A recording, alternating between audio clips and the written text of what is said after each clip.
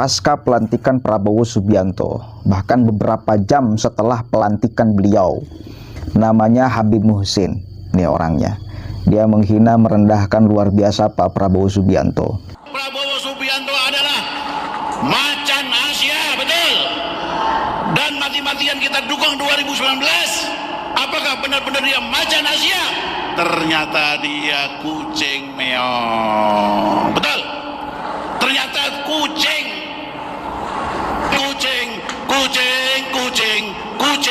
takut sama tikus. Tapi saya melihat pesimis. Kenapa? Dia mengatakan saya adalah belajar, guru saya adalah Jokowi. Dan dia adalah menyatakan dirinya tetap loyal dengan program Jokowi.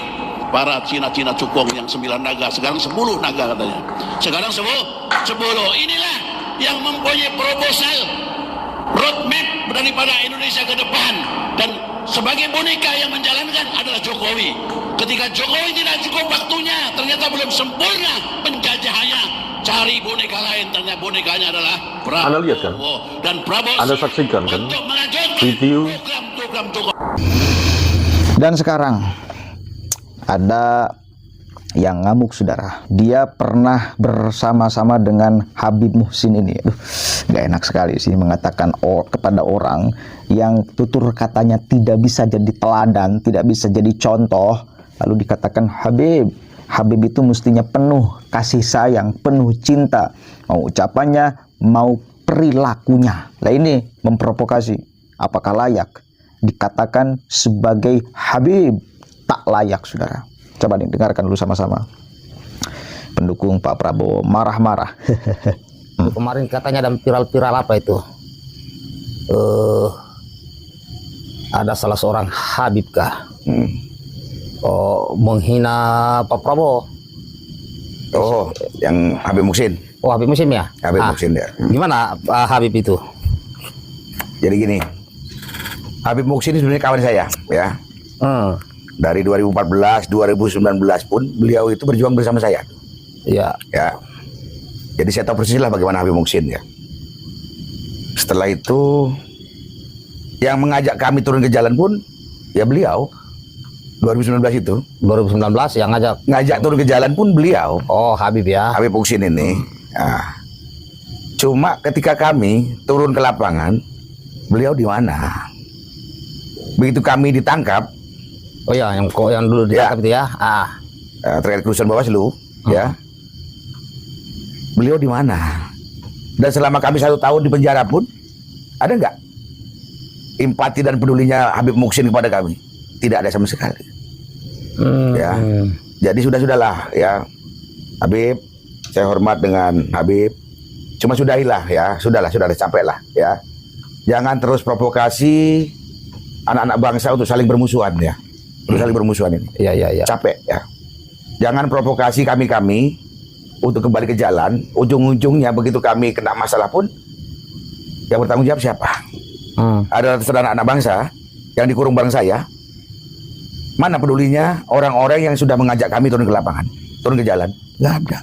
Terus apa alasannya yang membuat orang turun ke jalan terkait pemerintahan yang baru ini, Pak Prabowo? Iya, makanya saya bilang kan begini, Pak Prabowo ini kan seorang negarawan ya. Ya.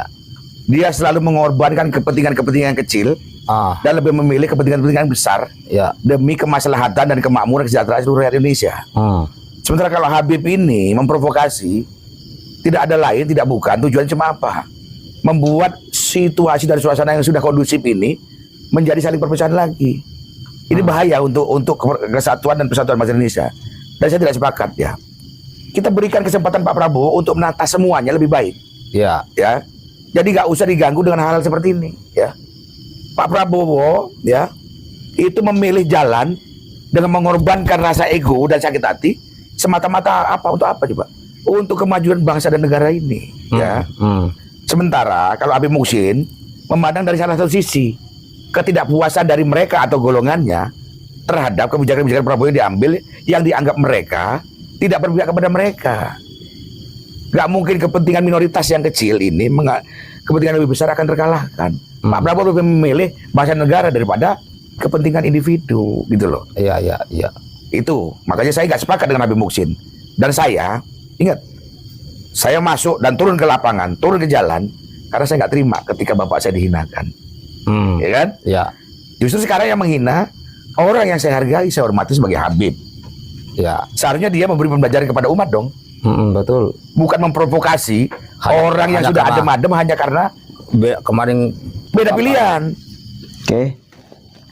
Si bapak itu telat sadar ya bahwa Habib banyak yang tukang kompor-komporan, tukang provokasi, dan ini bukan hanya saat ini, dulu. Tahu kan, para pembela Pak Prabowo dulu 2014 dan 2019 banyak dari kalangan KBEB itu, barisan FPI itu, yang dikomandoi oleh Al-Habib Muhammad Rizik bin Hussein bin Syihab, Imam Unyil. Ngakunya imam besar, faktanya imam unyil. Ya, ngakunya imam besar, faktanya imam unyil. Dari dulu kita katakan bahwa kita mengkritik orang-orang yang model begituan. Kiprah mereka itu dari dulu, Kang. Bagaimana mereka menjadi sebuah komunitas yang entah dari siapa contohnya bisa seenaknya ngakunya labelingnya sebagai seorang ulama, labelingnya sebagai seorang habib yang mesti secara makna penuh kasih sayang dan cinta setiap apa yang diucapkan dan dilakukan. Nyatanya, faktanya banyak yang memprovokasi. Lihat Bahar Smith, juga Rizik Syihab, juga orang ini seenaknya kalau ngomong tuh, seenaknya ngomong tuh. Makanya saya meminta kepada masyarakat Indonesia, jangan sampai kita terkontaminasi oleh akhlak, adab mereka yang entah dari mana mereka bawa.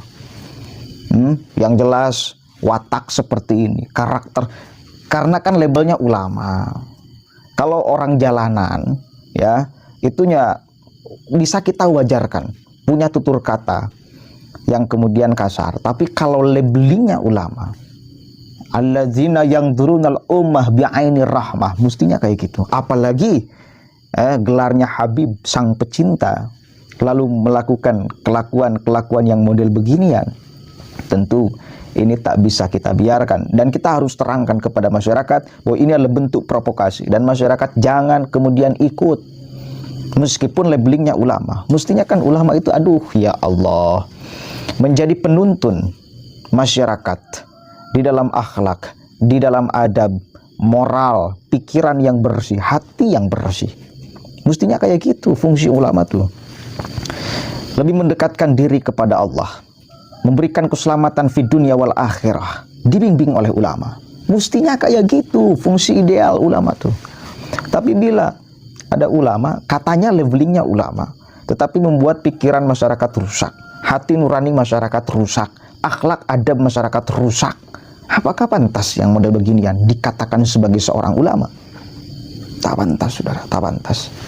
Baiklah, yuk kita sadar bareng-bareng, yuk kita peka sama-sama, yuk kita abaikan, bahkan lawan sama-sama orang-orang yang kemudian memprovokasi. Ya, Assalamualaikum warahmatullahi wabarakatuh.